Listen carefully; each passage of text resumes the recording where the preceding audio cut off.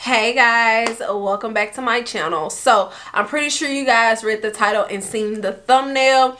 Let's just talk, okay? Let's just have a conversation. Get you something to drink, get you something to eat. This is probably gonna be a little long because I'm just gonna go off the dome. I'm going to kind of spew my opinions, and I would love for you guys to spew you all's opinions. Please, at any moment, feel free to stop the video and comment on things. You can comment as many times as you like. If you see certain points, hear certain points or see certain points or whatever case may be, and you want to stop and comment on it, go for it. I want us to have a discussion. I want my hairstylist to be in here. I want everybody to be in here. And let's just talk about this right here. Let's talk about this picture. I seen this on Instagram and I put it in a group chat that I have with some of my Instagram buddies, and we were kind of discussing it, and this is happening way too often. A lot of women will say, hey, you know, wigs make you bald, wigs take your hair out, wigs are unhealthy. It's not. It all plays into how you put them on or how you put them up, so to say, how someone else does it, like who you go to, who you choose to go to do your hair, and the takedown. That is what goes into wig installations and wigs, whether they grow your hair or they break your hair off, okay? There are a lot of people out here doing hair that are not licensed. Now that doesn't go to say that everyone who is licensed knows exactly what they're doing and they're not breaking people's hair off either. That's not what I'm saying either. But I'm saying there are a lot of kitchen beauticians going around here, or celebrity stylists that is just looking good, but underneath, their foundation ain't right. Okay, you can build a house, the house can look beautiful, okay, but if that foundation ain't right, it's gonna throw that whole house off. Okay, it's no good. And a lot of times that's what's happening to these installs. Okay, so it's very unfortunate for this young lady to go through this, you know, but let me tell you what I see. Okay, I know a lot of people gonna say, Erin, you always harp about the bald cap method and how it's not good. It's like that. And it's not. And I'll make another video on that because y'all know I'm anti-bald cap method all the way. But this, as you can see, she doesn't have a bald cap on. So what it kind of appears to me is like she had a closure. A frontal sew-in. That's what it looks like, or whatever. Looks like it was a frontal sew-in. It kind of looks like to me that the liquid bald cap method was used. Look it up on YouTube. It was another method that I didn't completely agree with, but it looks like to me that the liquid bald cap method was used, since they did not use a cap. I can see now there is a lot of whoever did it put a lot of makeup on the lace part, on the frontal part. You can tell because the makeup kind of transfers. So it looks like they put a lot of makeup on her lace to kind of blend it. Okay, a little makeup here, a little makeup there, a little powder. Okay, we all kind of do it. But you can definitely tell because the residue is kind of left. You can also tell that this person used a lot of got-to-be spray or gel or spritz, some kind of holding spray to hold back the edges. Okay, also, I'm assuming that glue was used as well. I'm going to say glue was used. Glue and tape was probably used together. That's something that a lot of stylists are doing now. They're using glue and they're using tape, and then they're going over with glue, or vice versa. They're using glue and going over with tape. Why are they doing that? It's because a lot of these companies are glorifying that. They're showing that that's the best way to wear a wig and to keep your wig on and to keep it on strong. Now, all of that gunk reacts the same way the bald cap method reacts.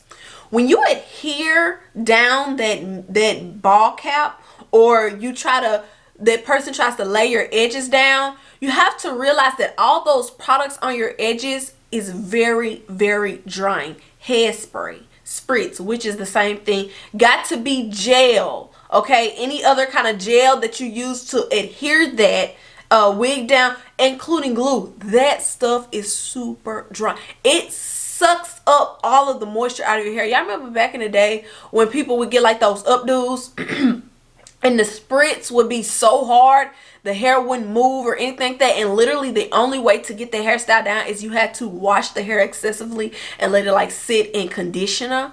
Okay, that is how these people are creating these ball caps. All right, and see, what starts to happen is your hair, okay, when that glue gets a little old from you washing your hair, washing your face, taking a shower, when it starts to get old, where the person adhered the ball cap to, when your hair grows, your hair is starting to grow, because everybody hair grows. It doesn't matter if it grows slow, patches, whatever case may be. Your hair grows, and that's where you can see people like frontals growing back, closures growing back, wigs growing back, or whatever. When it grows back, your hair is forcing back, okay? And nobody wants to listen to me about this. Correct me if I'm wrong. But when your hair is growing and it's trying to force itself back, where you did that ball cap, whether it's a liquid ball cap or you use the regular ball cap, it's forcing your hair to stay in that one spot like it's glue. Okay, so your natural hair is trying to grow. Okay, it's probably been a couple weeks. It's trying to grow back, but it can't, because it's all of this gunk, all of these chemicals, all of this drying gel and spritz, and got to be wanting to hold it in place. That is how you lose your edges, because they start snagging. Okay, you with me here? Because I'm preaching a sermon. They start snagging, and as your hair is trying to grow back, it's caught on all of this product, this drying heavy product that won't let it move, it won't let it grow, it's breaking those follicles, and then you end up with stuff like this. Okay, now I'm not saying that got to be gel is harmful. I'm not saying that this is harmful. I'm not saying that any of the spray, I'm not saying that's harmful, but you have to realize that a lot of times, I'm gonna keep it a stack with you, with the people who do your hair, they don't really care about your hair. Okay, only thing they care about is getting that perfect picture for the gram or the book. Okay, or for their little portfolio, which is really what the gram and the book is. They're worried about getting that perfect picture. Your state of hair doesn't matter. Okay, they're gonna spray as much of this and this that they can to get that frontal or that wig laid. It doesn't matter about the outcome of how your hair come out after the fact. It doesn't matter that your edge is gonna break off and be brittle. Okay, because that's what they do. They've been suffocated. Okay, they've had this drying stuff on top. So once you take it down, you get the comment, oh, it's gonna flake off like corn flakes, just gonna crumble up like chips. The hair's tired, it's exhausted, it's dried out. And like I said, these stylists don't care what your hair look like. They care what the outcome of their work looks like. Okay, your wig can be slayed, your frontal could be slayed, your 5x5, your 6x6, your 8x8, whatever it is, baby. It can be slayed. Okay, but your hair underneath, okay, that's gone. Okay, most of the time it's very, very damaged, super damaged, especially like when you are going to get a wig repair, a clothes repair, or a frontal repair. They don't care about your hair. Some people I've heard some people continuously leaving that ball cap down and just putting the wig back over it. Okay. Or I've also heard of people when they go in for like a 1 week or 2 week touch up on a frontal or a closure or a full wig or something, or a frontal wig, whatever. I've heard of people just when that ball cap starts to lift or slide back, they add more product to it. What is that doing? It's continuously taking your edges out. Like I said, I'm not saying that any of these products are bad, because they're not. Just like anything in life, anything that you use too much of, or you misuse or abuse, what are you going to have? You're going to have a negative effect. And that's happening way too often, okay? A negative effect.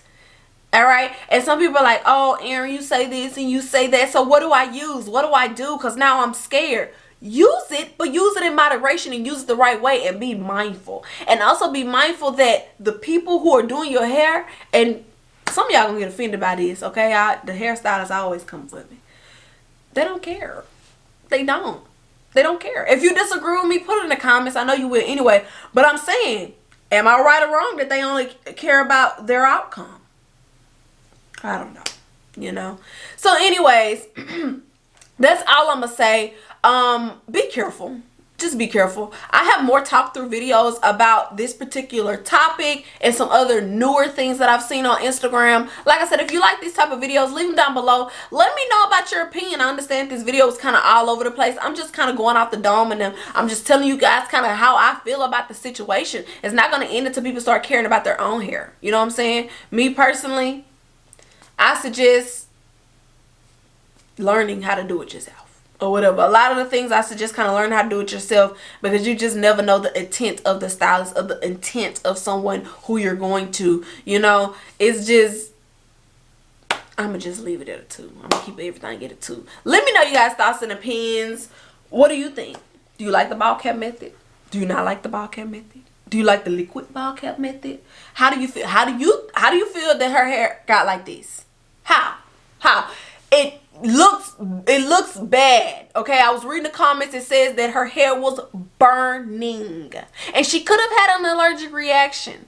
That could have been going on too, because I know certain people, a lot of glues are latex. They have latex in them. Okay, she could have had latex allergy. She could have had allergic reaction. This could have been from a lot of things. But what do you think? How do you feel? You know what I'm saying? If you don't agree with me, that's fine.